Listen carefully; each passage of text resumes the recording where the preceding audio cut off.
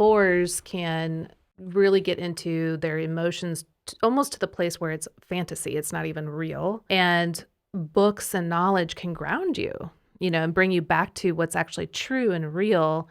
Now, obviously, you can swing the other way, right? Having too much knowledge and relying too much and not being able to do. But I can see how, from a very healthy standpoint, when the four gets too much outside themselves or too into their emotions, that logic, that reasoning can bring them back.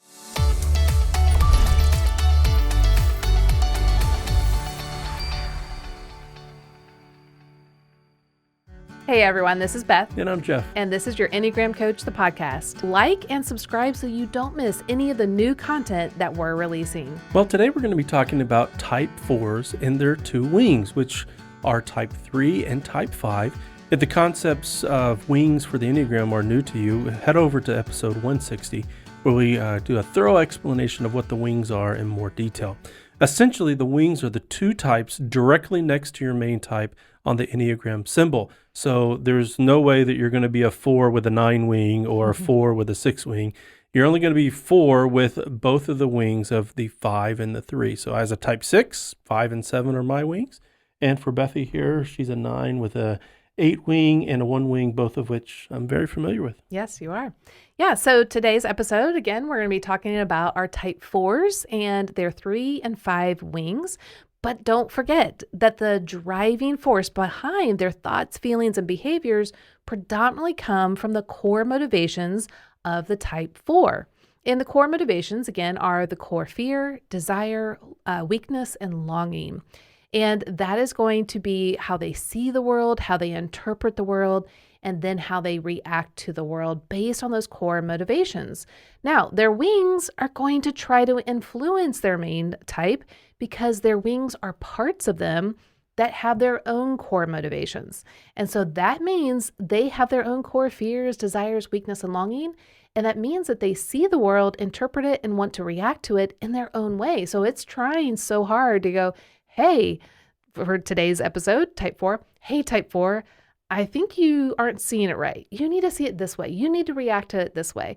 So we're going to be explaining how these wings really try to impact and influence the main type. What may be surprising is that the reality is that we have relationships with these wings in our life, and they play a significant role in our lives.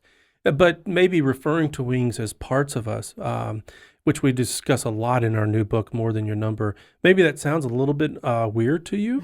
But the reality is that we actually use this kind of vocabulary all the time, and especially when it comes to wings.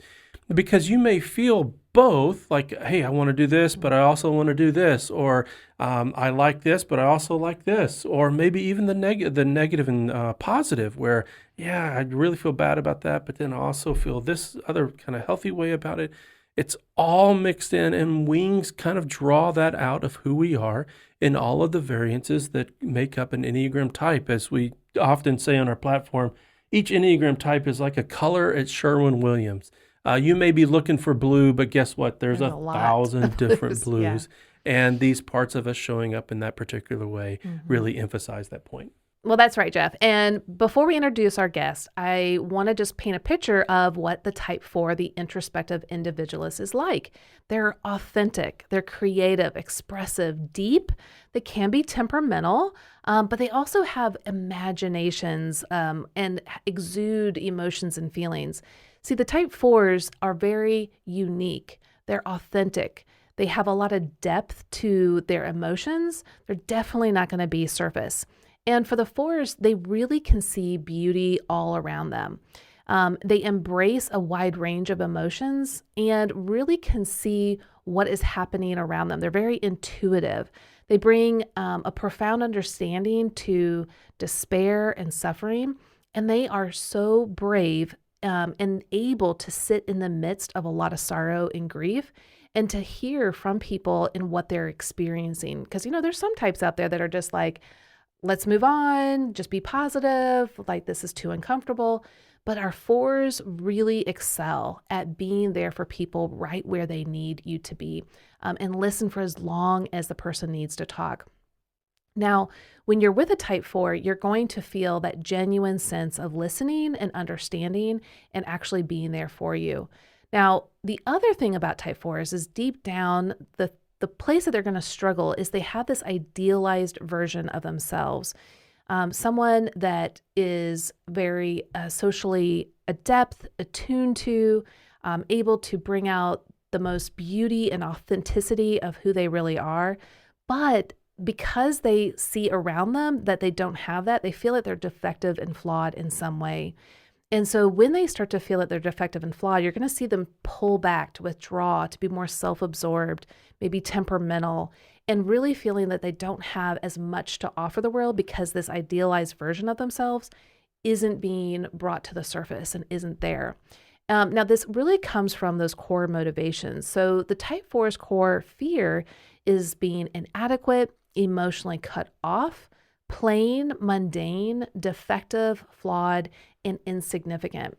But they desire to be unique, special, and their most authentic self. But they struggle with the core weakness of envy. Now, what this means here in the Enneagram is that they feel tragically flawed and something foundational is missing inside them. But when they look around, they feel like everyone else possesses these qualities that they're lacking, which then creates that envy. Now, their core longing, or the message their heart longs to hear, is to hear you are seen and loved for exactly who you are, special and unique.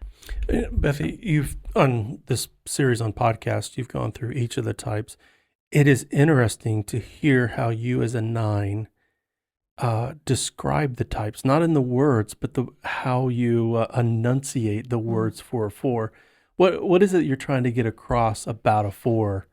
Yeah, when I think of 4s, I'm very careful to do my very best to describe the 4 from how they really feel and their experiences, because they're so often misunderstood.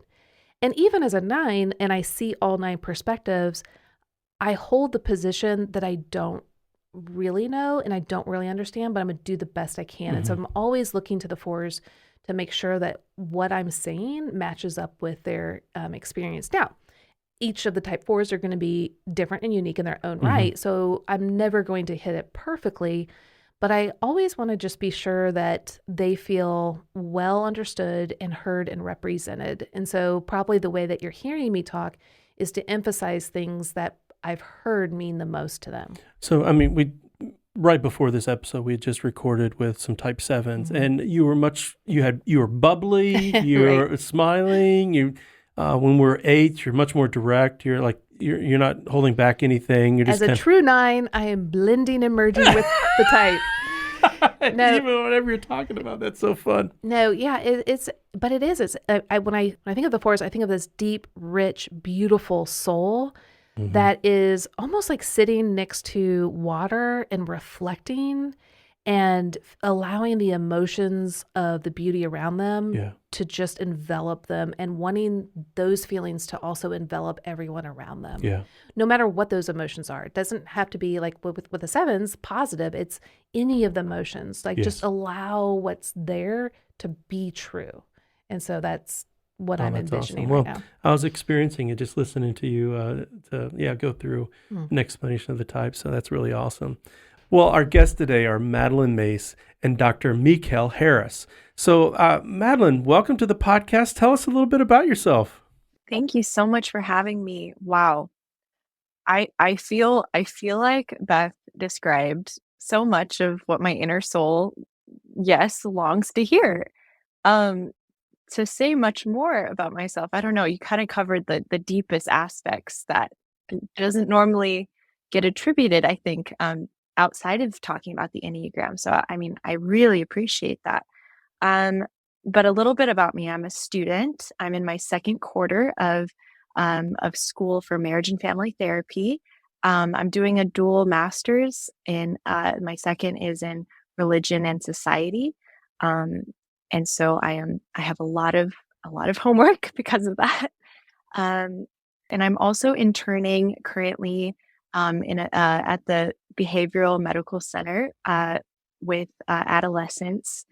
And so there's a lot of crisis that I work with, and people ask me how I love it or how I like it.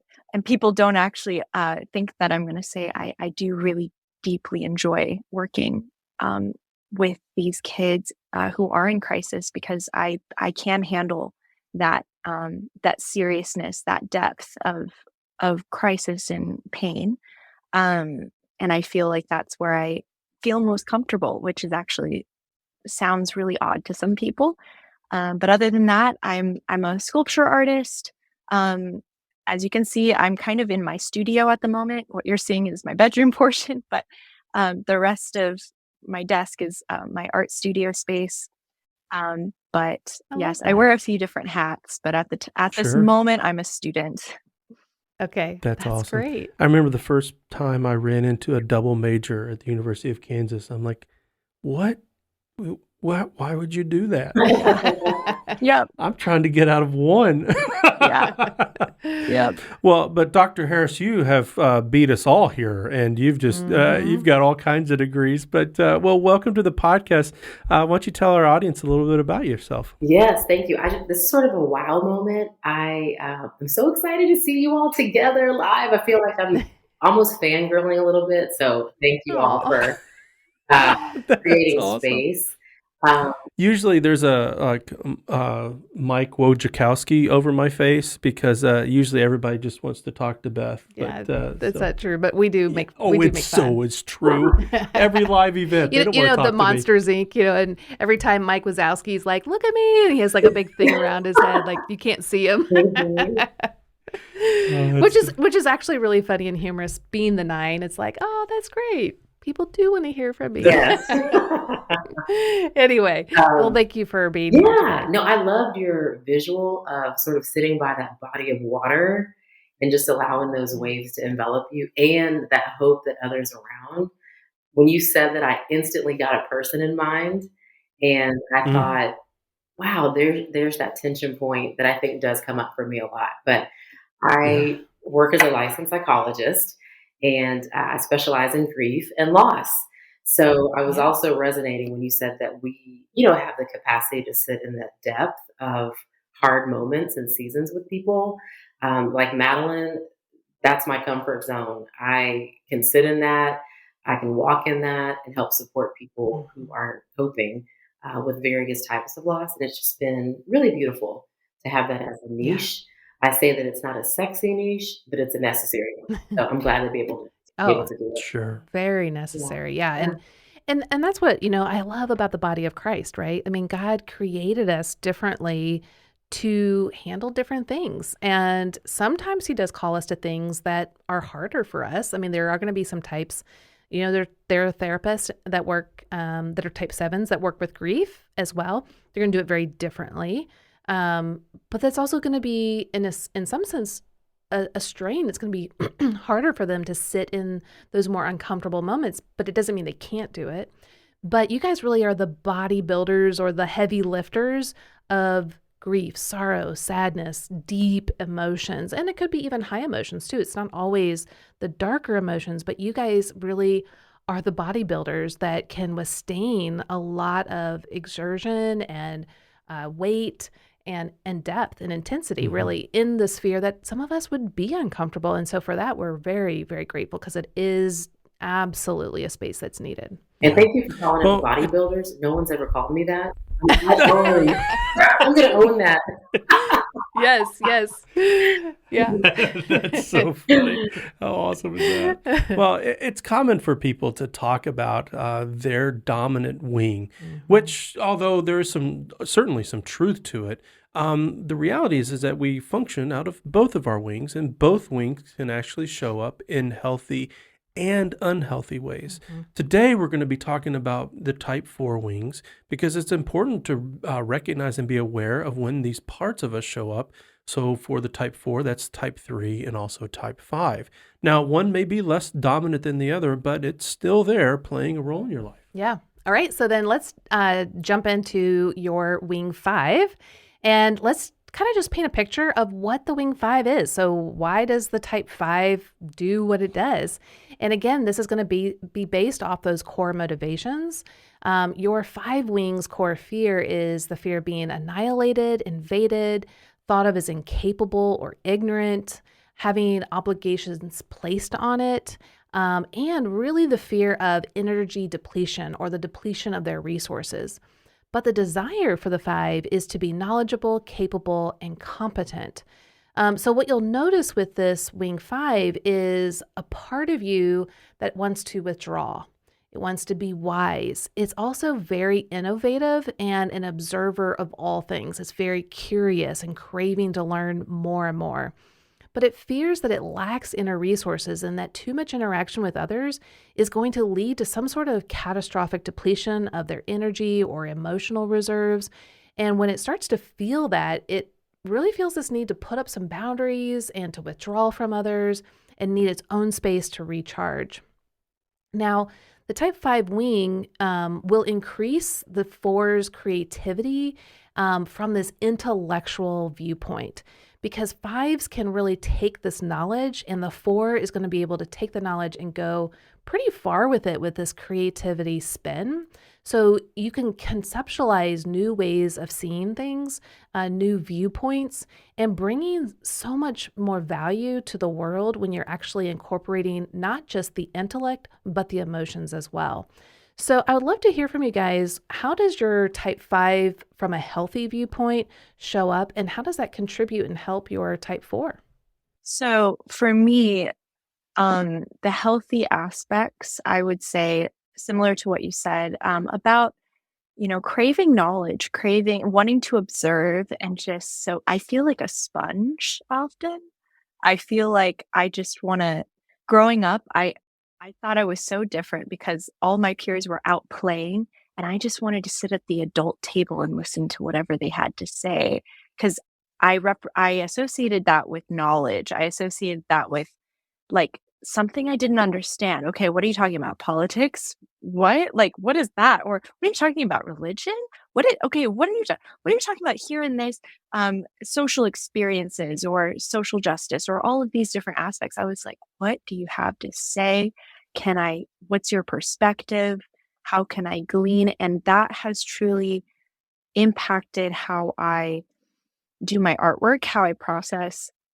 I think it's influenced my worldview, but sometimes I think I am too scared to form a worldview sometimes because I'm like, wait, but I might have missed something. I might not have learned enough to formulate a well-rounded perspective. So I think there's pros and cons to that, because I'm constantly wanting to learn more, but sometimes I'm like, well, is it enough for me to form my own stance on certain large, certain, say, controversial topics? I'm just curious, because with your artwork, do you just jump in and like do something, or do you sit and conceptualize, or do you bring in some information, or what is your process with art, and maybe where does the 5 show up? Ooh, love this question.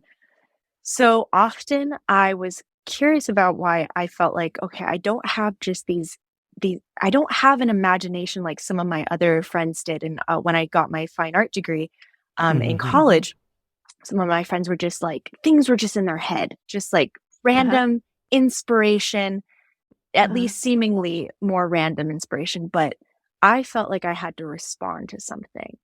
So any sort of information or something that, like, an idea that I've heard about, okay, like how am I going to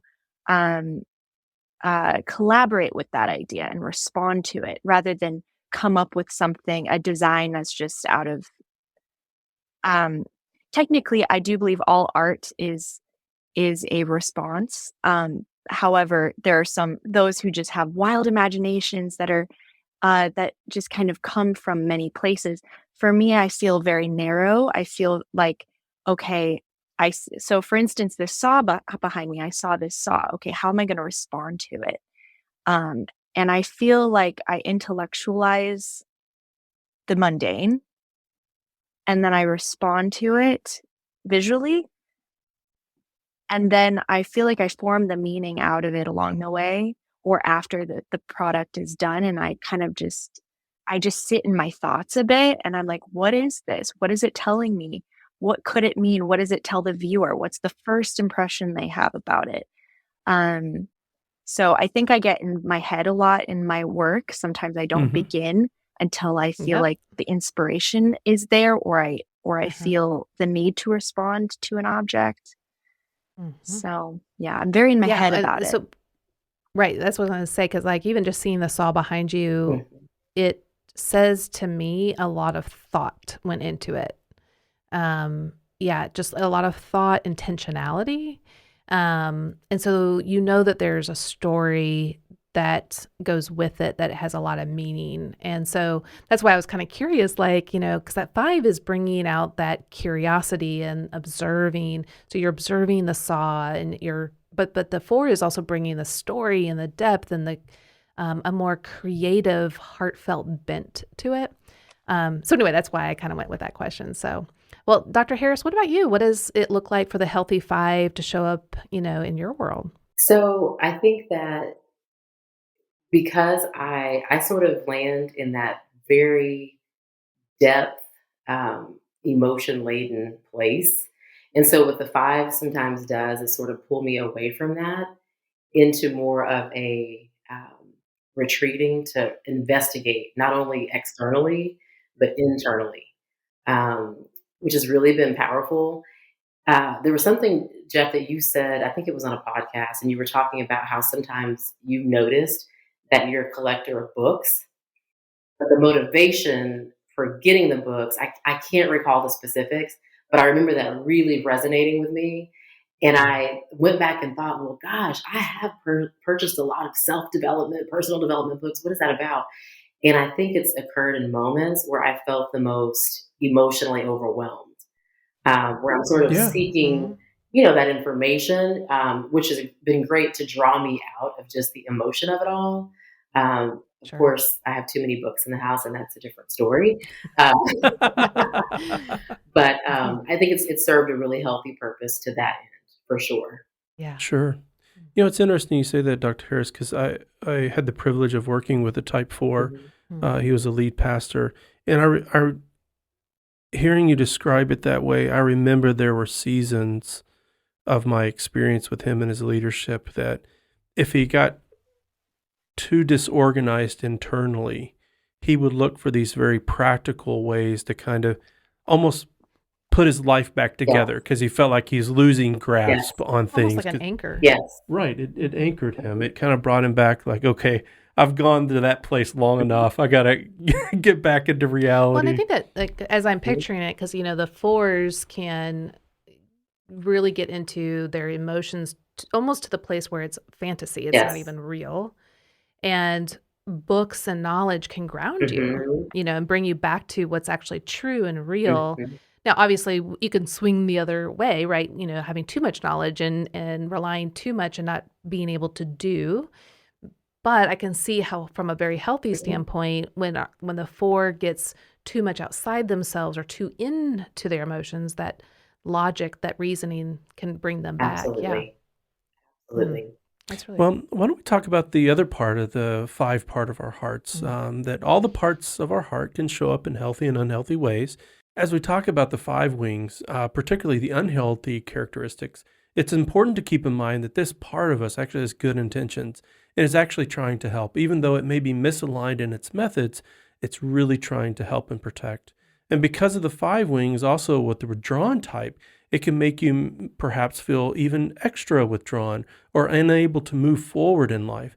It believes that you must use your intellect to sort through emotions, which can make your thoughts and feelings feel more accurate and cause you to react to life and people from a false reality. It can also make you more secretive because you feel like others don't understand your need for privacy and don't appreciate how you process information and emotions.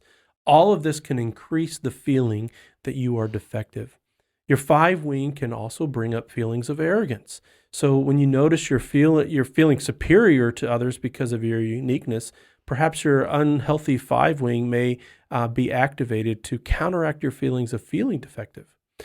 Type 4 struggle with low self confidence, but elevating yourself above others is a defensive mechanism that only increases your problems.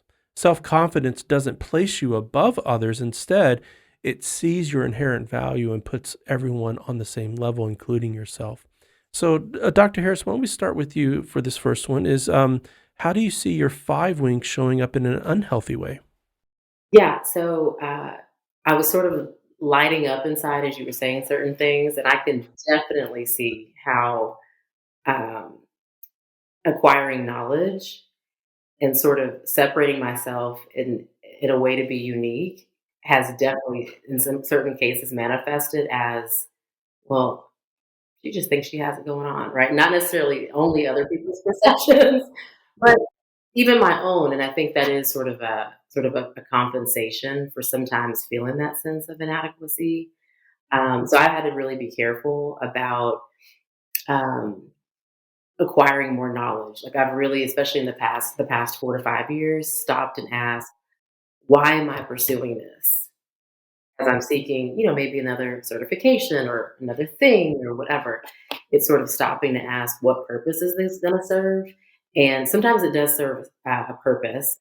Sometimes it's, I think, wanting to fill that gap of, okay, I just have all this information to sort of feel better about these harder parts and these tougher parts of myself.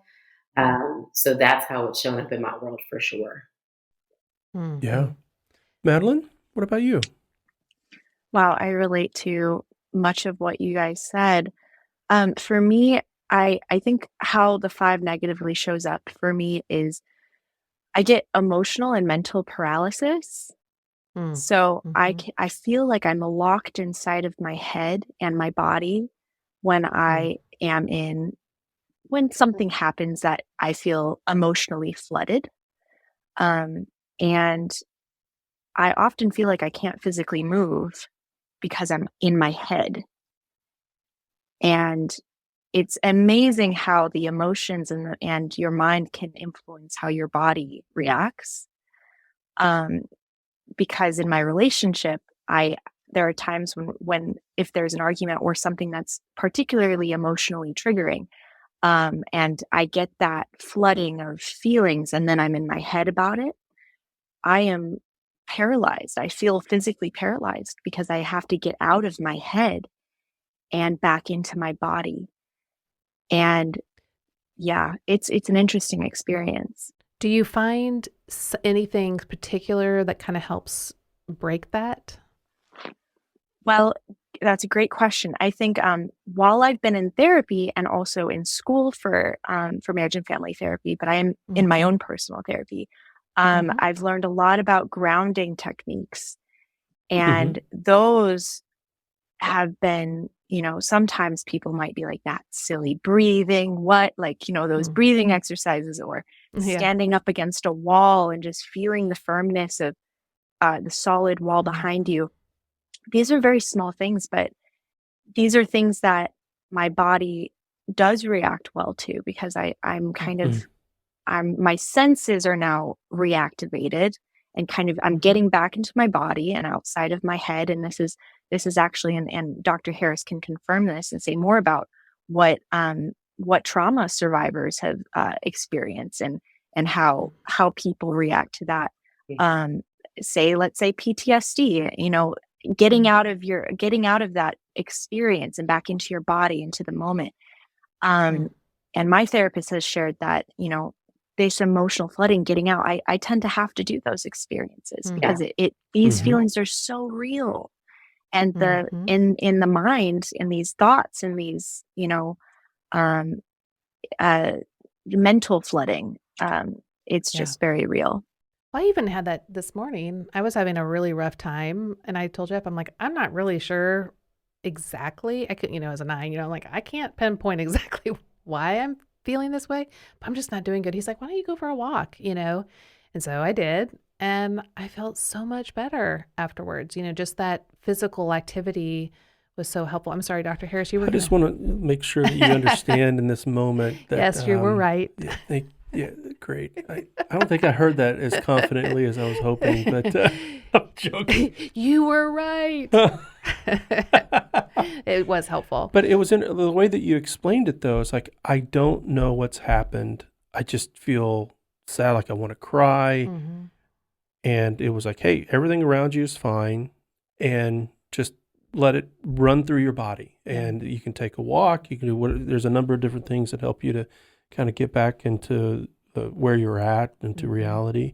And so today it happened to be walking, and I'm glad it was a helpful exercise for you. Yep. Dr. Harris? No, I was just going to add, Madeline, what you were saying about this almost like a physical paralysis. I really noticed the same thing. I notice it so much in my throat, especially when, for example, if my fiance and I argue, or there's something, my dad died in 2020. And so I feel like in some ways I've been sort of walking around cramped, and I'll notice that I'm holding my breath. And so what's been interesting, like one of the tools that I've used is my Apple Watch, to be honest, which will remind me like, oh, you need to breathe. And then it's sort of like this reminder of, ooh, I need to release and do what you're talking about with a grounding exercise to come back and really free up that knot that happens to fall in my throat often. So, wow. There are a lot of funny things that come along with being an Enneagram type. But to hear you say, like, your watch reminds you like you're not breathing. Yeah, that's... Mine says your heart is beating really fast right now. Wow. The 6. What does yours say, Beth? Mine says, stand up. Oh, that's true. This is funny. You all can do an Apple Watch series. This is Seriously. I wonder, so if you're listening to this podcast, put it in the comments. What is your most frequent Apple Watch alert according to your type? And I wonder, I don't know. Well, it's funny that you guys say that, because I'm like, yeah, it just keeps telling me to stand up. And I'm like, I'm busy. I don't want to stand up. That is so funny. I'm cozy. I'm comfortable. I need to get an Apple Watch is what I'm hearing. Well, of course you do now. That's right. The fun that you can That would be fun if Apple. Yeah, exactly. It would be fun if the Apple Watch had like Enneagram alert systems, like you're too much in your head, or like you're I would definitely type 9. I know, right? Like type 9, you need to like take a moment, and you need to, really think about what's going on now inside you. Like, are you merging with someone? Yeah, there is a mindfulness part of the watch, I think, in the health app. There we go. I'm really curious. Now we're gonna have to make if there's some Apple Watch trends app from Apple Watches. Yeah, that's yes. right. You need to make an app. An app with affirmations, reminders. Enneagram Watch. Exactly. Well, let's move into the 3 space, which is very, very different than the 5 space. Yes, I cannot wait to hear from them about how their 3 shows up. Because the 3 and the 4 they clash, right? There's a lot of differences. Of the 3, the 4, 5, and 3, I mean, 4 and 5 would clash with the 3. Yeah. Yeah. So anyway, let's talk about the healthy side of 3. So 3s they can be chameleons, which is going to be very counter to the type 4, who's all about authenticity. The 4 does not want to put on mask, but the 3 is like, we have to put on an achieving mask, to win the day. Also for people to see that, I'm successful or be admired. And so you can really kind of see the tension between these two. But with the 3, we also want to highlight the beautiful aspects that the 3 brings to the 4, because the 3 really shows up in remarkable ways. They're capable, they're competent, they set goals, they're very mindful of, that's a big goal to achieve. Let's not achieve something too big, too lofty. But we can break this down into bite-sized pieces. We can have steps to get to where we want to go. And this can be so helpful for the 4 who hates the mundane. They are just ready to kind of, go with the flow in a lot of ways. A little bit different than the 9, but they definitely don't want to be in a rigid format. That can be really hard for them because it can feel very mundane and like, ugh. But the 3 is like, hey, here's the goal. Here's where you're wanting to go, your aspiration, your authentic calling. But if the 4 just sits just in the 4 space, it might not happen. And so we want the 4 to access and use the type 3 in this beautiful way to break down the goal into bite-sized pieces. But here's what's also important is that you don't just leave it into task mode. That, again, the 4 will easily throw that out. So you want to make it, for the 4s out there, you want to make it more authentic and real and true, creative, maybe a beautiful way to achieve your goals than just a mundane task. The 3s, they can do the task all day long, no problem, just get up and go. But for the 4, we want to make sure that you're bringing in more of an authentic bent. And so what I would love to hear from you guys is, how has the 3 showed up, the healthy part of your 3 showed up to get you going, to bring confidence, to break down those goals, and to get you from where you've been to where you are today? So I mentioned that my dad died in March 2020, and I found myself in this sort of emotional, spiritual, physical paralysis.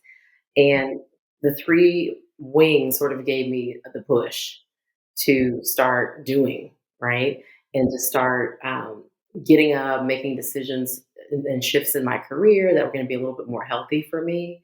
And so that was really a positive thing. And then another thing that I started to do was, obviously grief is not going anywhere, but we can't be, I didn't want to be consumed by that, even though emotionally I was being led to that consumption. So I started carving out time in my week that I sort of labeled as grief time.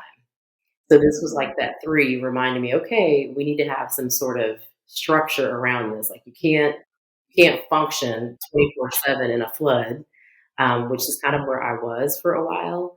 And so the 3 sort of woke me up to the idea of scheduling grief time. And what I do in that time depends on what I'm feeling in the moment. So sometimes I'll journal. I love to do creative writing and poetry. So that's been something. I also do painting as well. And so I sort of just keep a room in my house that has all of these sort of supplies and opportunities available. Or sometimes I just move, Yeah. and really hope that my neighbor's not looking in, just to let my body flow freely. But that's really been helpful. And I think I can credit the 3 part of myself for saying, hey, we got to get up and do something. And that structure is going to be helpful in this space so that grief doesn't become your identity. So, Yes. Now, how does the 3 part of your heart relate to the 5 part of your heart? If there's a lot of books in your home and you've probably done a lot of research and study, I find at times that my 5 part can just try to exhaust an issue. And but then at some point there's a part of me that shows up that says, hey, let's make this something tangible. But how does your 3 part show up to the 5 part? For me, they're very much the same. So as we were talking about, when I was describing that sort of investigative part of me that shows up that has been helpful in the grief space, 3 feels the same to me. The difference is, with the 5, I feel like put the brakes on that. If left to my 3's devices, I would just sort of go, and not really address the emotional part. Yes. So I almost see 5 as like that brake pumper a little bit. And Oh, 3 is just fascinating. gas on, like foot on the gas. You're going all the way, and you're going to be the star of grief or Wow. whatever it is Yeah. in the moment. Yeah, You're going to be the best at it's going to be this. the best. It's going to be the best griever ever. I'm going to tell you all One thing about I want to bring up, it. one thing I want to highlight is, so again, so one of the fears of the 4 is being emotionally cut off. And the 4 wants the ability to feel and exude and dive into their emotions when they're there. But so the 3 part of your heart is like, hold on, we can't do that all the time. We need to set aside, space for that. But what I wanted to highlight was how you were in a healthy way able to listen to this part of you, the 3 part, and follow its lead, even though it's going counter to the type 4's core fear. Like you could see the benefit. And I just think that's really beautiful. That's got to be a really hard thing to do, especially when it comes to grieving your dad. To say there is a time and place to grieve, and I will continue to grieve. We're We're not stopping Mhm. it. We're just pushing pause so that I can do other things in life. Right. Did it feel that challenging as what I can imagine it being to do that? Absolutely. I think one of the difficult aspects is, as I mentioned, I specialize in grief and loss, and so I'm Yeah. surrounded in a grief cloud in the best Mm-hmm. way. But that coupled with my own grief experience has really made me sort of have to lean in. And I've used a lot of sticky notes, like my personal computer. I have sticky notes to remind me, okay, is grief your identity today? That's one of the. Oh She's my got the gosh, I sticky love notes. this. I love it. All over. All over, all over. Yeah, so one of the questions I ask is, is grief your identity today?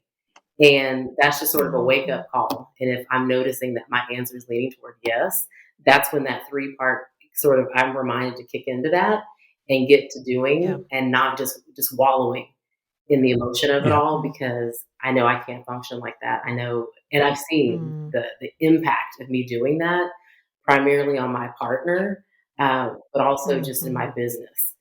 So I've got to be able Yeah. to keep reins on it for sure. That's Wow. awesome. Madeline, what about you? How does the healthy part of 3 show up in your life?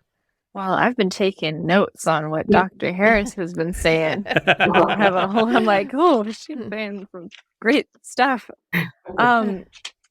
So let's see. The positive areas that 3, I would say I'm drawn to 3s.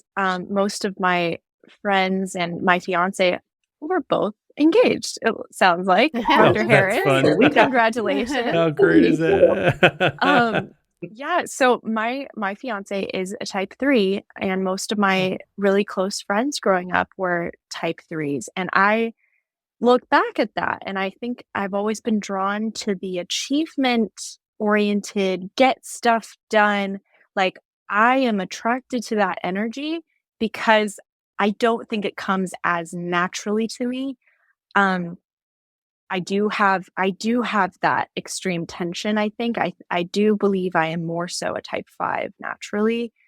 Um and so yeah, I think in terms of where it shows up in my life is is when cuz I believe the wing 5 is easily influenced, and so I think I am easily influenced when I'm surrounded by the 3's energy. So when my fiance wants to clean the house or get something done, I'm like, I'm inspired to do that too, and I'm just not in my head the whole time thinking about getting something done.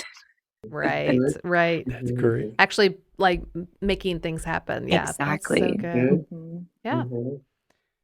Well, we're going to dive into the unhealthy parts of Wing 3. So remember, again, this is positive intention. This part of you is trying to actually help and to protect you from harm. And it's doing the best that it can, but it does have needs, and it does have, it needs our attention. And so your 3 wing can make you feel like you need to earn love and admiration by becoming more successful or perhaps even further unique individual. Mm. You may forego authenticity and shapeshift to a particular image to gain praise from others, since you envy what they have and feel that you're lacking. It can give you an unhealthy surplus of confidence in your unique qualities, work, or accomplishments, making it difficult to admit when you are wrong or reveal anything that diminishes your image. And your relationships can suffer because an unhealthy wing 3 can make you self-focused in reaching a goal and cause you to over-embellish and boast about your accomplishments. So while your 5 wing can be associated with arrogance, your 3 wing is associated with deceit. When your 3 wing is present, you'll feel an internal tension between putting on a likable persona to charm and win others' admiration versus being the authentic real you. You may forego authenticity and shapeshift into a particular image to gain praise from others, since you envy what they have and feel that you're lacking. Wow. And you can deceive yourself in believing that you are the mask that you're wearing. So, well, I mean, Dr. Harris, You gotta you go stepped first. up. You got to go first. So something happened there. I mean, Oh there's my not very many gosh. times that people say "wow" whenever I'm talking, but so thank you for Just- that. I'm just not sure. Yeah. Yeah, so share, how has this showed up in your Oh life? my goodness. So one of the things I have really wrestled with is not being the sad girl, right? Mm. in the space of grief, like Right. not wanting to Yeah. hold that identity or not even wanting that to be part of my Yeah. story. And so what resonated with me was the idea of showing up as a chameleon Mm. and sort of thinking about, I've thought of it consciously as like, I don't want other people to feel uncomfortable that I'm showing up in Mm. that way. But now that I'm listening, I'm thinking, well, this is probably my own desire to not Hmm. want to sort of hide away. And it's caused deceit in terms of me basically like not telling the truth about what's really going on, my Mm. emotions. So wanting to show up as, the accomplished, the polished, and yes, I'm grieving, but we're not going to talk about that outwardly, right? So, which has been dangerous. I think for me, that has manifested in my body. And so I've noticed over the past year or so that I've had to become more intentional about being honest with myself, and writing has really been a powerful way to do that.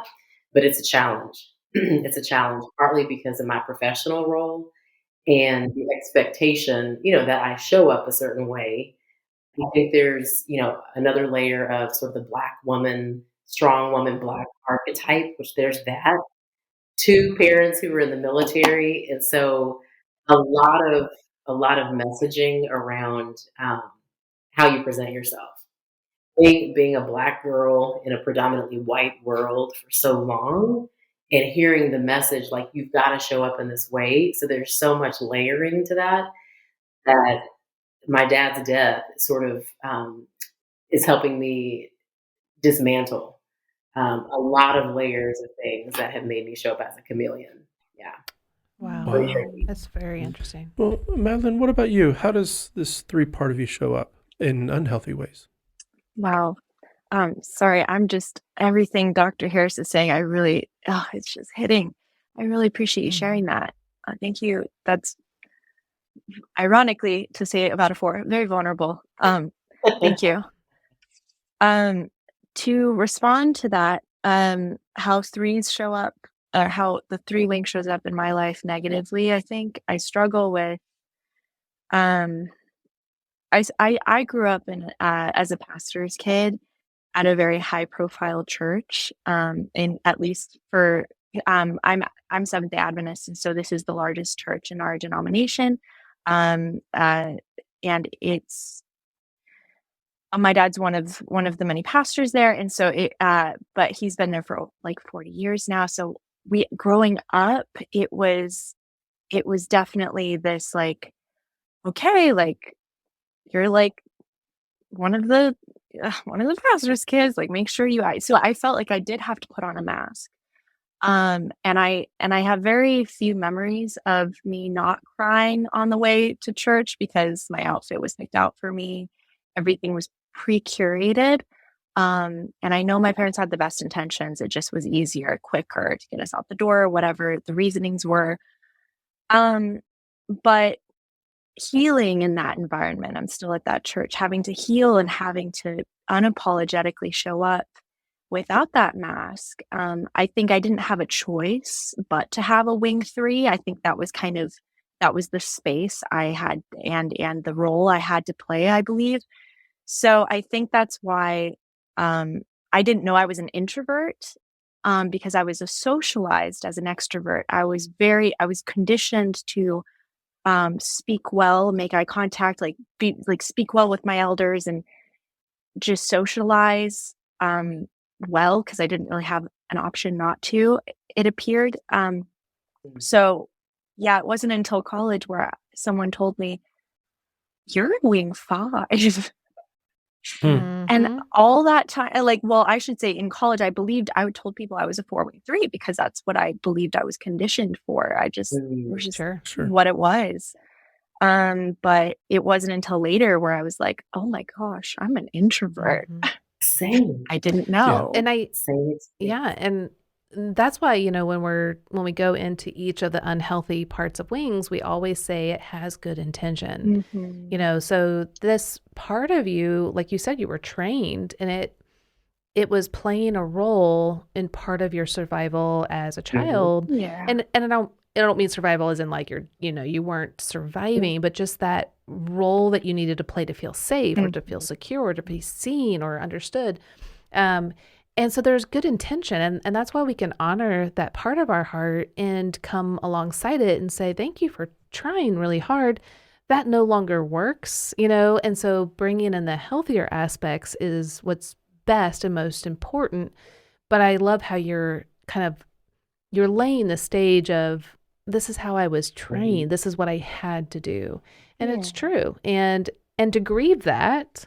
But then also what I love is that earlier you were talking about the healthy part of 3 and how it also shows up and really blesses you in the moment. It is true. I mean, these parts of us, for wings as well as other connecting types to our parts, our families gravitate to these things, and so you'll hear at times, particularly children of type 1 parents or type 8 parents, they have that voice in their head, and they at times, even in their 20s, think they are that type because they've lived that type. Right. That's what they were being trained to do, is to live that type. Well, I mean, I was trained to be to careful. be a 6. That's right. I mean, there are things that Beth talks to me about that really is just an echo of her type 6 parent. Yeah. And sometimes parts of us weren't desired. They weren't encouraged. Well, we were just, even though the episode is now, we just recorded on type 7s, and one of them had a type 9 mother. And so we were talking about the type 7 with the 8 wing, and it just wasn't welcome. The high energy of 7 plus the assertiveness of 7 and 8 for the 9 mother, I can totally understand. Like, yeah, that's probably not going to be accepted, and the mom is probably going to try to tamp it down a little bit. And not that the mom was trying to do anything wrong or bad. That's just the way she saw the world. And so, Madeline, thank you for sharing how, you were, and again, trained whether by parents or the church system to show up in a very specific way, and how that was really difficult because it wasn't your authentic self. But as you've grown and you've allowed, like, no, this is who I really am. I love just kind of being able to see and hold those spaces together. And many of you have heard me talk about this before from my time with Allender and thinking through these skills and talents that we use to cope with our family of origin are actually still a part of our calling. And although we may experience shame, we will also experience our glory as adults, kind of living free from those expectations and functioning that way, to actually living out our sense of call, because these have been uniquely given to us by God for the purposes of our joy and His glory. And so although we walk with a limp, but it's still, God's call is not voided in our life. These are parts of us that He wants us to use and show up with. Yeah. Well, Madeline, Dr. Harris, both of you are such a gift. Thank you so much for showing up in such an honest way today. So, Dr. Harris, where can people find out more about your work? Yeah, so I have a love affair with Instagram these days. Especially those reels, they're so fun. But yeah, so they can find me over on Instagram. My handle is Dr. Mekel, DrMekel, and there they'll learn about education about grief and loss, inspiration, empowerment to reimagine life after loss, and also on my webpage That's awesome. as well. So yeah, come on over, join the fun. Let me know. And what's the webpage? Oh, www.mekelharrisphd.com. Okay, great. And we'll have that in the show notes as well. Awesome. And Madeline, what about yourself? So I am also on Instagram. It is my personal page. Because I'm a student, I have a link that actually directs me to your Enneagram coach. I'm on the coaching page and the directory. And for now, that is what I have. And but people can get in contact with me on my Instagram. And up until I have the means to make my own business account, I will do that. But for now, that's what I have. Yeah. That's great. Well, Madeline, I know that, there have been thousands of coaches go through the program, and so many people just don't take the first step to get started. So congratulations on just, even as you're going through training and learning so much about what you didn't know before, you stepped up and just dove in. Yep. So great job. That's awesome. Well, if you're interested in learning more about the Enneagram, head on over to yourenneagramcoach.com. You'll find everything you need to know there. And if you're ready to take the next step with maybe perhaps personalized Enneagram coaching, be sure to check out our incredible certified coaches at myenneagramcoach.com. And that's where you guys can find Dr. Harris and Madeline Mace. So myenneagramcoach.com is where all of our certified coaches are. So you can kind of see what they offer there as well. Sounds good.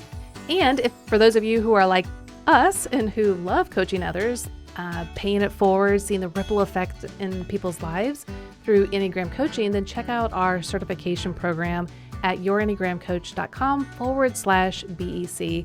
And our team would love to help, give you information or help you to know how to accelerate transformation in other people's lives.